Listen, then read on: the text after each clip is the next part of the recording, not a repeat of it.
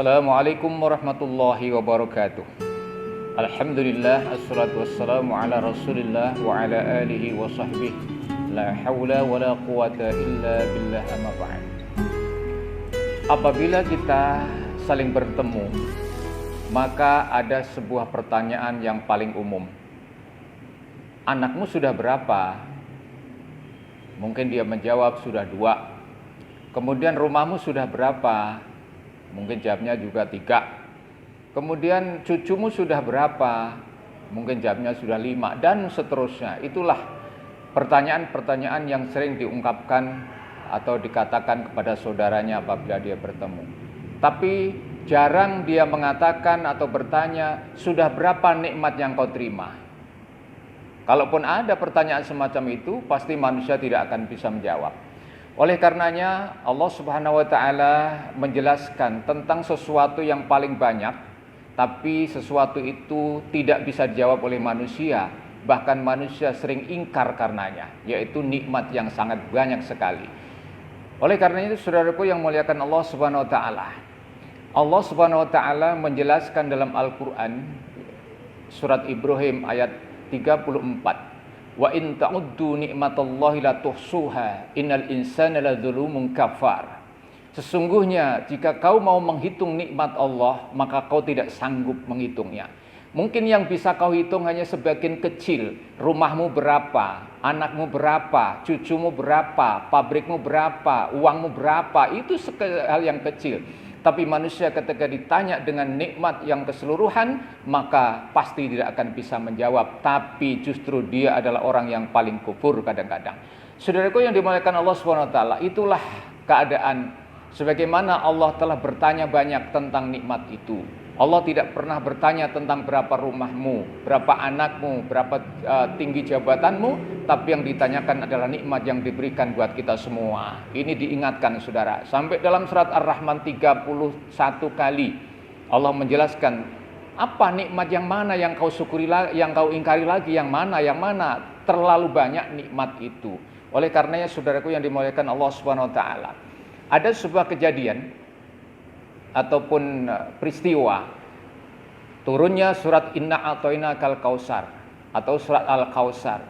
Pada satu ketika Rasulullah Nabi kita Muhammad SAW ditinggal wafat oleh anaknya, namanya Al-Qasim dan juga Ibrahim. Nabi mendapat julukan Abul Qasim karena Al-Qasim adalah anaknya. Kebiasaan orang-orang jahiliyah atau orang Arab pada waktu itu, apabila ada seorang yang ditinggal oleh anaknya atau bahkan tidak memiliki anak laki-laki, maka akan putus sejarah dalam kehidupannya. Tidak akan disebut oleh orang lain, orang sama sekali. Tidak akan dikenang oleh orang. Maka pada saat itulah mereka orang-orang yang tidak beriman menghina, mengejek kepada Rasulullah Nabi kita Muhammad SAW. Saking sedihnya, maka turunlah sebuah surat pendek. Inna a'tainakal kautsar fasholli li rabbika wanhar inna syani'aka huwal abtar. Sungguhnya kami, kata Allah, telah memberikan nikmat kepadamu yang sangat banyak saudara-saudara. Jadi bukan main-main. Al-Kautsar adalah kata urutan dari urutan kosakata kasaro, aksar, katsir, dan kausar. Kausar itu tingkatan nikmat yang sudah tidak bisa dihitung kalau menurut kita saudara-saudara. Maka ketika Rasulullah kehilangan anak atau putranya namanya Al-Qasim, sedih karena dihina. Bahkan agama ini tidak akan bisa diteruskan karena tidak ada pewarisnya menurut mereka. Saudaraku yang dimuliakan Allah, cuman Allah punya kemauan beda. Kemauannya tidak seperti kita. Buktikan saudara-saudara, ketika para nabi memiliki anak dan putra, sampai sekarang juga maaf saudara, agamanya kurang diteruskan oleh umatnya. Tapi begitu Nabi walaupun anaknya itu meninggal, tidak ada penerus bagi mereka menurut mereka, tapi agama itu sampai sekarang subur di muka bumi ini. Kenapa? Karena yang meneruskan adalah umatnya. Karena umatnya tidak akan terhitung, tapi anaknya bisa dihitung saudara-saudara. Maka itulah pemberian Al-Kautsar, nikmat yang sangat besar, nikmat yang sangat panjang, nikmat yang sangat tidak bisa dihitung. Karena nikmat itu akan sampai pada hari kiamat nanti, yaitu agama yang dibawa Rasulullah diantaranya adalah kenabian, adalah turunnya Al-Quran, adalah turunnya agama, adalah dipilih dipindahkannya kiblat, semuanya diberikan kepada Rasulullah Nabi kita Muhammad SAW, dan kita tentu adalah umatnya. Saudaraku yang dimuliakan Allah Subhanahu wa taala, itulah manusia ketika mengingat nikmat itu sering lupa. Kenapa lupa dengan nikmat? Karena seringnya diberikan, saudara-saudara.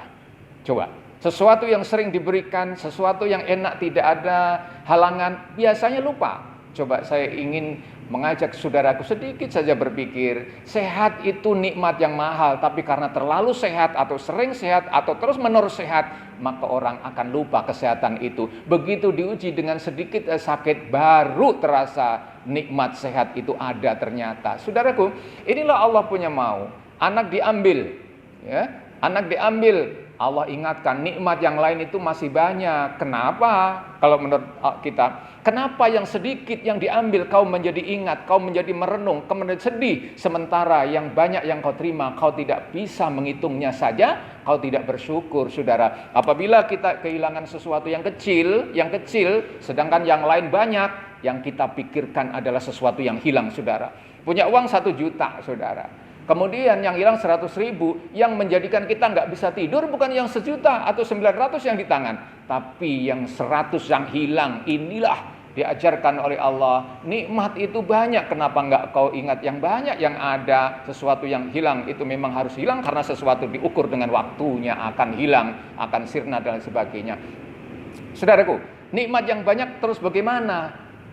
Inna a'tainakal kausar, aku berikan padamu nikmat yang sangat banyak, nggak bisa terhitung. Kausar artinya bisa jadi telaga yang nanti sangat dibutuhkan oleh umat ini. Tidak ada tempat lain kecuali ada kausar itu nanti di dalam surga. Sebagian riwayat mengatakan di dalam mahsyar, di mana manusia-manusia kepanasan dan dia sangat butuh air minum itu. Itulah nikmat yang sangat besar yang diberikan Nabi dan juga umatnya tentunya. Kemudian Al-Kausar, saudaraku, itu diberikan hanya kepada Nabi Muhammad saja. Bayangkan, dalam Al-Quran, saudara, itu ada kata-kata, kosakata kasir, kasuro, aksar, ya, kosir, dan lain sebagainya. Tapi Kausar hanya satu kata yang disebut oleh Allah untuk Nabi kita Muhammad SAW dan umatnya tentunya.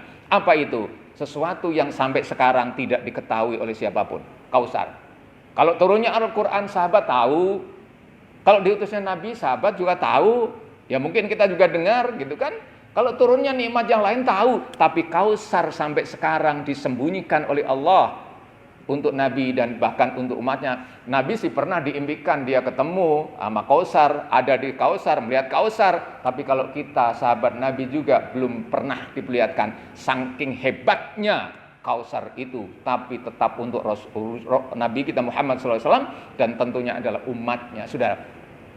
Lalu apa yang kita lakukan setelah kita menerima nikmat Kausar itu, nikmat yang terbesar dan banyak itu? Apa kata Allah? Fasalli li rabbika, maka kau harus lakukan sholat itu. Berarti sholat itu adalah rasa syukur terbesar, saudara. Setelah kita menerima nikmat itu. Kalau mungkin terima nikmat yang biasa-biasa saja, sedekahlah.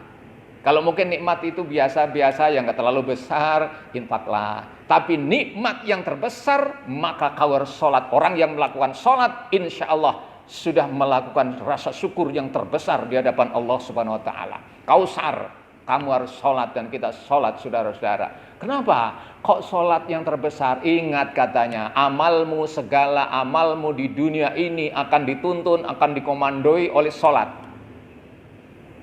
Ya. Awwalu ma yuhasabu bihil abdu yaumal qiyamati as-shalah.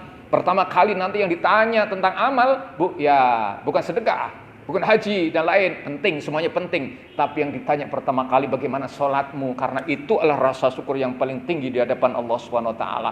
Kita sholat, saudara, nggak ada rasa sombong, saudara. Kalau kita zakat masih ada sombong, kita haji masih ada pamer, kita amal lain masih kelihatan orang. Tapi sholat, apa yang kau sombongkan di hadapan Allah? Maka nilai yang tertinggi di hadapan Allah. Fasolli, maka sholatlah. Kemudian setelah nikmat yang kita terima, apa setelah sholat? Wanhar, berkorbanlah. Loh, berkorban untuk apa? Loh, saudaraku yang dimuliakan Allah, ilmu banyak, tidak ada pengorbanan dengan ilmu, maka sia-sia ilmunya. Harta banyak tidak ada pengorbanan dengan hartanya, sia-sia hartanya. Sehat banyak diberikan tanpa ada pengorbanan dengan kesehatannya, sia-sia. Ternyata yang menjadi kekal abadi di hadapan Allah adalah apa yang kita korbankan. Bagi orang alim, ilmunya yang dituntut. Bagi orang kaya, hartanya yang dituntut. Bagi anak muda, tenaganya yang dituntut. Ternyata itu saudara-saudara dimuliakan Allah. Maka wanhar, maka berkorbanlah. Bisa berkorban secara umum, bisa juga berkorban secara khusus, yaitu menyembelih pada saat Idul Adha, saudara-saudara. Oleh karenanya, mari pada sekelumit ayat ini kita lakukan dengan baik. Kemudian apa? Inna syani'aka huwal abtar, maka orang yang mencela kamu Muhammad, malah dia yang akan putus. Putus, kok bisa? Coba kita lihat saudara, dari segi namanya saja, mereka adalah Abu Jahal, Abu Lahab, mungkin Fir'aun dan lain-lain. Itu yang mencela Nabi, Abu Jahal, Abu Lahab dan lain sebagainya. Sampai sekarang namanya putus. Kenapa putus? Sampai sekarang belum ada loh yang punya anak atau cucu dinamai Abu Jahal. Nggak ada. Tapi bagaimana nama Muhammad sampai sekarang diperpanjang terus diberkahkan Allah Subhanahu wa taala, dan yang diteruskan yang paling penting adalah agamanya tidak putus walaupun tidak memiliki anak dan penerus anak laki-laki saudara, tapi umatnya lah yang menjadi penyambung sampai hari kiamat nanti. Oleh karena itu Nabi Muhammad tidak pernah menyebut anakku ya bunaya ya bani, tapi yang ia sebut adalah ummati. Surat singkat ini mudah-mudahan menjadi peringatan bagi kita. Ternyata nikmat itulah yang ditanyakan Allah paling banyak dalam Al-Quran. Oleh karena orang yang paling mengingkari juga ingkar nikmat dan lain sebagainya. Ketika ditanya, suka aku nggak punya, aku nggak ada waktu dan lain sebagainya, Allah tanyakan, apakah masih kurang nikmat yang tidak bisa kau hitung itu? Mudah-mudahan kita bisa menikmati dan bisa menjalankan nikmat yang diberikan Allah banyak ini, kita bisa gunakan sebaik-baiknya. Demikian, mohon maaf. Usikum wa nafsi bitaqwallah. Assalamualaikum warahmatullahi wabarakatuh.